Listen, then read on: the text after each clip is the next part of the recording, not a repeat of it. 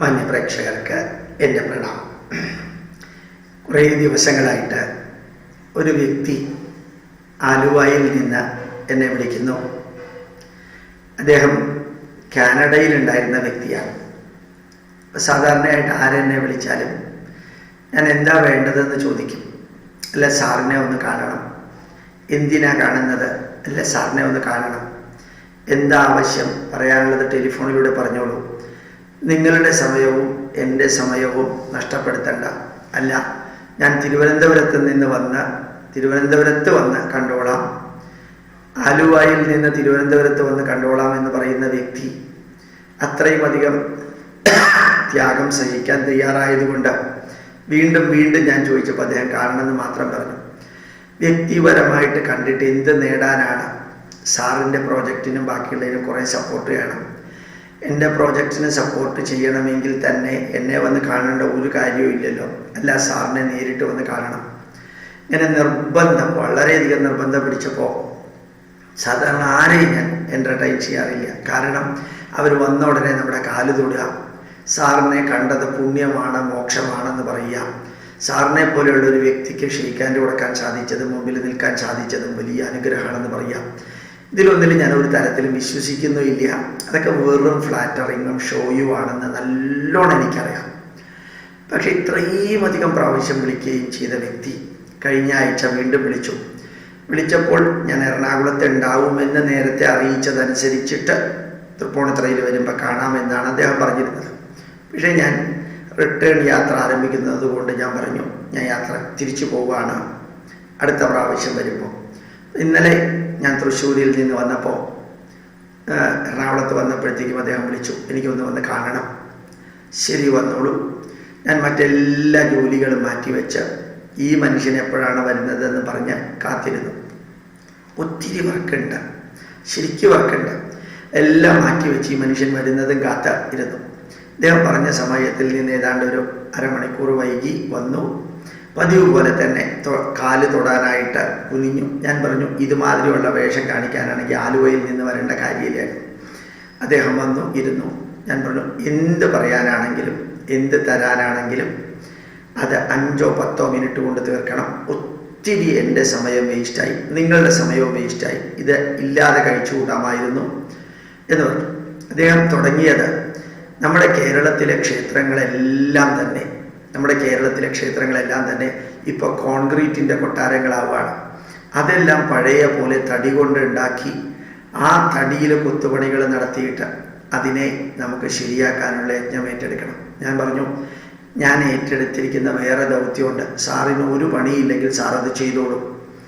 ഇവിടെ 10,42,000 ക്ഷേത്രങ്ങൾ റിനോവേറ്റ് ചെയ്തത് കാട്ടിൽ നിന്ന് തേക്ക് തടി കൊണ്ടുവന്നിട്ട് കൊത്തുവേല നടത്തിയിട്ട് ചെയ്യണമായിരുന്നു എങ്കിൽ കോടിക്കണക്കിന് രൂപ വേണം. സാറ് കൊടുക്കാൻ തയ്യാറാണോ? ഇത് പറയാനാണോ ആലുവയിൽ നിന്ന് ഇവിടം വരെ വന്നത്? അല്ല, നമ്മുടെ ക്ഷേത്രങ്ങൾ പഴയ സംസ്കാരം. സാറ് ആവശ്യമില്ലാതെ കൂടുതൽ വിഷയത്തിലേക്ക് കടക്കണ്ട, നിർത്തിക്കോളും. ഇനി എന്ത് പറയാനാണ് വന്നത്? സാറ്, ഞാൻ താമസിക്കുന്ന വീടിൻ്റെ അപ്പുറത്ത് കുറേ കൊശവന്മാർ കുടം ഉണ്ടാക്കുന്നുണ്ട്. അവർക്ക് സാറ് വിചാരിച്ചാൽ ഗവൺമെൻറ്റിൽ നിന്ന് കുറേ പൈസ മേടിച്ച് കൊടുക്കാൻ സാധിക്കും. ഞാൻ പറഞ്ഞു, എൻ്റെ ജോലിയല്ല. ലോകത്തിലുള്ള കൊശവന്മാരെയും അല്ലാത്തവരെയും എല്ലാവരെയും സാമ്പത്തികമായിട്ട് ഗവൺമെൻറ്റിൽ നിന്ന് പൈസ മേടിച്ചു കൊടുത്ത് ഞാൻ വളരെ ഷാർപ്പായിട്ട് റിയാക്ട് ചെയ്തു. കാരണം ഇത് പറയാൻ ടെലിഫോണിലൂടെ സാധിക്കുമായിരുന്നു, ഇവിടെ വരേണ്ട ആവശ്യമുണ്ടായിരുന്നില്ല എന്നാണ്. പിന്നെയും കുറേ സംസാരിച്ചു, അത് ഞാൻ പറയുന്നില്ല. അദ്ദേഹം വേറെ യാതൊന്നും പറയാതെ അദ്ദേഹം വളരെ ഉയർന്ന വിലപിടിപ്പുള്ള കാറിൽ വന്ന ആൾ അദ്ദേഹം തിരിച്ചു പോവുകയും ചെയ്തു.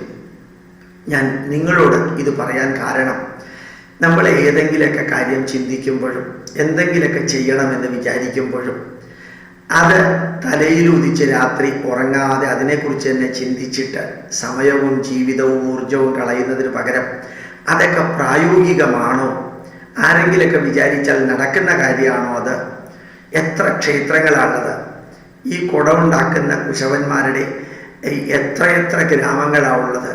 അവർക്കൊക്കെ ഈ ക്ഷേത്രങ്ങളെല്ലാം ഈട്ടിയുടെയും അല്ലെങ്കിൽ ഇതിൻ്റെയും ഒക്കെ തടി കൊണ്ട് ഉണ്ടാക്കാൻ പറ്റുമോ? അത് ഓരോരുത്തരുടെ തലയിൽ ഉദിക്കുന്നത് മുഴുവനും ഇന്ത്യൻ ഇൻസ്റ്റിറ്റ്യൂട്ട് ഓഫ് സയൻറ്റിഫിക് ഹെറിറ്റേജിൻ്റെ പ്രവർത്തകരുടെ തലയിലേക്ക് കൊടുത്തു കഴിഞ്ഞാൽ എൻ്റെ ഉത്തരവാദിത്വം തീർന്നു എന്ന് പറഞ്ഞ് നടക്കുന്ന കുറേ വ്യക്തികളുണ്ട്. വേദനാജനകമായിട്ടുള്ള അവസ്ഥയാണ് പലപ്പോഴും. അവർക്ക് തോന്നിയിരിക്കുന്നത് നടപ്പാക്കാൻ സാധിക്കുമോ എന്ന് കൂടി ചിന്തിക്കണ്ടേ?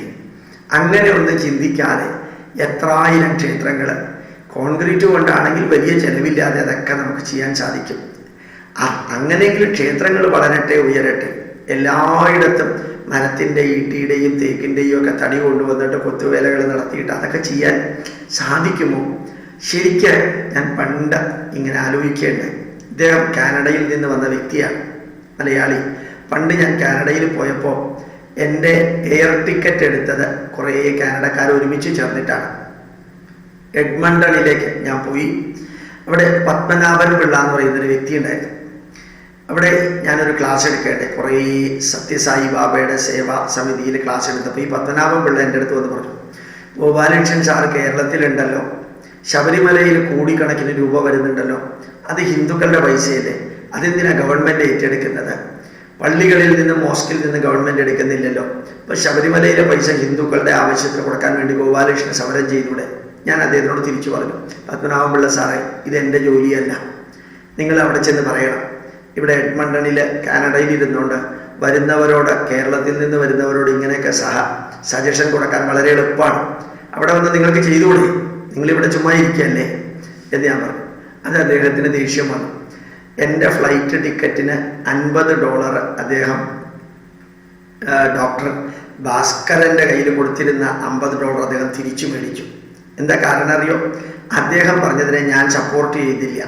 അപ്പോൾ ഇവരുടെ ഓരോരുത്തരുടെയും തലയിൽ ഉദിക്കുന്ന പല കാര്യങ്ങളും ഇൻസ്റ്റിറ്റ്യൂട്ട് ചെയ്യണം, അല്ലെങ്കിൽ വേറെ ഏതെങ്കിലും സംഘടനകൾ ചെയ്യണം എന്ന് ധരിച്ച് വലിയ ഒരു ഐഡിയ ആണെന്ന് പറഞ്ഞു വരുന്നവരാണ് പലപ്പോഴും സമയവും ഊർജവും മറ്റുള്ള കാര്യങ്ങളും നശിപ്പിക്കുന്നത്.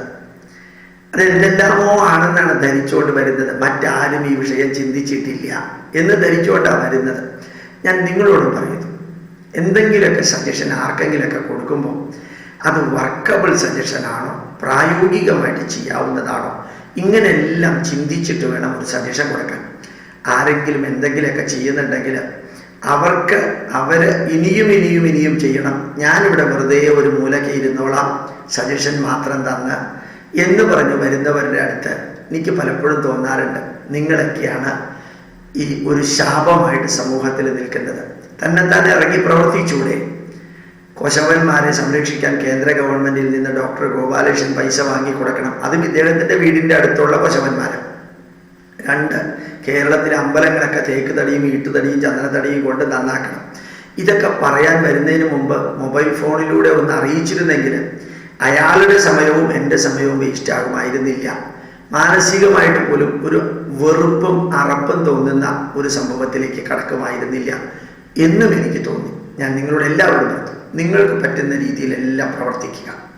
ഒരു വ്യക്തിക്കും ഒരു ചെറിയ സംഘടനയ്ക്കും ഒരു പ്രസ്ഥാനത്തിനൊക്കെ ഏറ്റെടുക്കാൻ സാധിക്കുന്ന ദൗത്യത്തിന് പരിമിതിയുണ്ട്. ധാരാളം പേർക്ക് സജഷൻ തരാൻ സാധിക്കും. മാത്രമല്ല, കൂടെ പ്രവർത്തിക്കാൻ ഇറങ്ങി പുറപ്പെടുമ്പോൾ ആരും ഉണ്ടാവില്ല. അതുകൂടി ഓർമ്മിക്കണം. പലരെയും ഉത്തരവാദിത്വം ഏൽപ്പിച്ചാൽ അവരൊക്കെ വാചക കസർത്ത് നടത്തും, പിന്നെ അവരെ കാണുകയില്ല. എന്നിട്ട് വേറെ എന്തെങ്കിലുമൊക്കെ ഒഴിവ് കഴിവ് പറഞ്ഞിട്ടായിരിക്കും ഞാൻ പ്രഭാഷണത്തിന് വന്നില്ല കേട്ടോ, ഞാൻ എന്നെ ഏൽപ്പിച്ച ജോലി ചെയ്തില്ല കേട്ടോ, ഭയങ്കര തിരക്കായിരുന്നു. എന്താ തിരക്ക്? ഒരു കല്യാണം.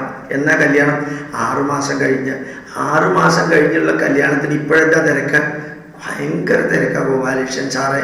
അതിൻ്റെ ഇൻവിറ്റേഷൻ അടിക്കണം, സ്ഥലം കണ്ടെത്തണം, ഇത്രയധികം തിരക്കുണ്ട്. ബാക്കി ഓഫീസിലേക്ക് പോകാറില്ലേ? ഉണ്ട്. രാത്രി ഉറങ്ങാറില്ലേ? ഉണ്ട്. ഊണ് കഴിക്കാറില്ലേ? ഉണ്ട്. സിനിമ കാണാറുണ്ടോ? ഉണ്ട്. പരസ്പരവും ചന്ദ്രമഴയെ കാണാറുണ്ടോ? ഉണ്ട്. അതിനൊക്കെ സമയമുണ്ട്. ഇതിന് സമയമില്ല, തിരക്ക്.